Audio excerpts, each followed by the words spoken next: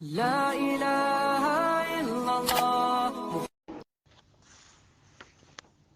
نحمده ونصلي على رسوله الكريم اما بعد فاعوذ باللہ من الشیطان الرجیم بسم اللہ الرحمن الرحیم۔ سیدہ عائشہ رضی اللہ تعالیٰ عنہ سے روایت ہے کہ رسول اللہ صلی اللہ علیہ وآلہ وسلم سے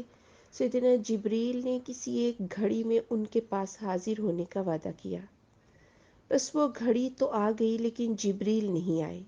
سیدہ عائشہ فرماتی ہیں اور آپ صلی اللہ علیہ وآلہ وسلم کے ہاتھ میں ایک لاٹھی تھی، بس آپ نے اسے اپنے ہاتھ سے پھینک دیا اور آپ کی زبان مبارک پر یہ الفاظ تھے،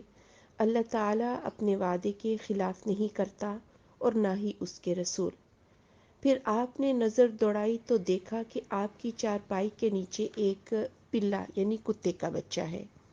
تو فرمایا یہ کتا کب اندر گھس آیا؟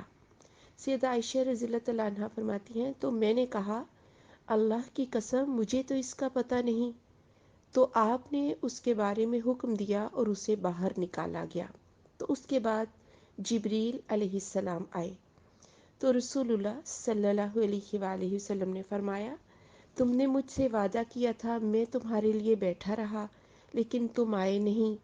تو جبریل نے عرض کیا مجھے اس کتے نے روکے رکھا جو آپ کے گھر میں تھا،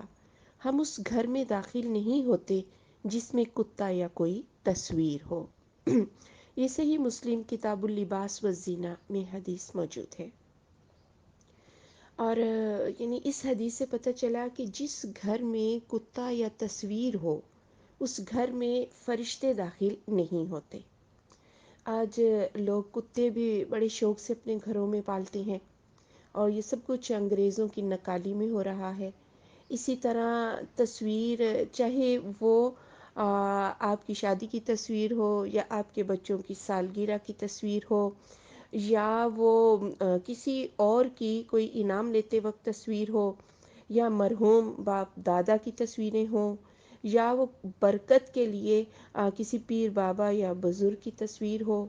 تصویر کوئی بھی ہو، اس گھر میں جس گھر میں کتا یا تصویر ہو اس گھر میں فرشتہ داخل نہیں ہوتا۔ اب اگر کسی بزرگ کی تصویر برکت کے لیے لٹکائی تو یہ تو برکت سے محرومی کا سبب ہے، نہ کہ برکت کے حصول کا سبب، اس لیے کہ فرشتہ ہی اس گھر میں داخل نہیں ہوتا۔ تو اللہ رب العزت سے دعا ہے کہ اللہ تعالیٰ ہمیں